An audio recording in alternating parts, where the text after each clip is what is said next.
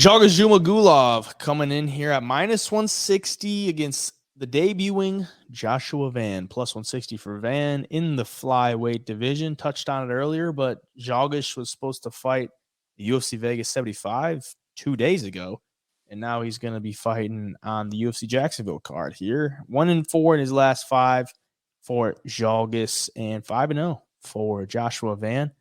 Coming in here against a guy who's probably chopping at the bit to get in the octagon because he's had the Zaddy the Batty haircut for how long has he had it for? But like a month and a half now, and he's been waiting to get it used with those judges. So yeah, I don't know. I mean, Joshua Van didn't like jump off the board as far as like when I was watching him on tape. Some pretty good finishing abilities on the feet, and as of recently getting it done with some submissions, a calf slicer on his record back in May of 2022.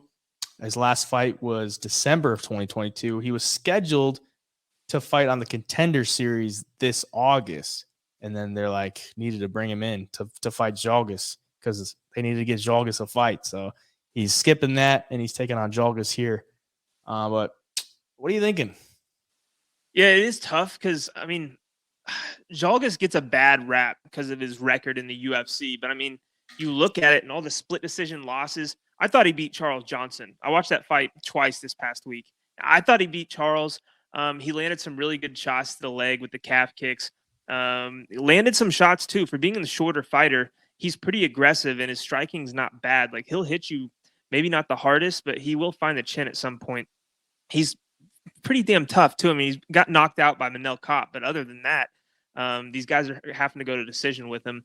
And dare I say he's getting robbed a little bit at times. Jeff Molina was a great striker while he was in the UFC, and he went split decision with him as well. And, you know, I keep going back to that Charles fight. He had everything against him there. The length, the reach. You know, Charles Johnson at that point, a lot of people thought was, you know, this up-and-coming savage, and I thought Zhalgas beat him. So he's getting set up for a win here. He should be. He should be able to get a win finally here. I think he's a better fighter than his record leads on. Everywhere too. I mean, the guy's not like weak anywhere. He can strike with you a little bit. The takedown defense on the ground, you know, he'll get back up. So yeah, in this fight here, he's been chomping at the bit to get in there. That's the only thing that does kind of concern me is maybe he's had to go through these different training camps too often recently, try to cut this weight a little bit too often. So yeah, that would be the one thing to concern me, but I think Zhalgas finally gets it done here. Yeah, I would lean that way too. You would think. I would think, yeah. I mean, Joshua Van's 21 years old, so he's still fairly green. And I just think the skills that Zhalgas has at this point in his career is probably just going to be too much. I mean, he's 34 years old.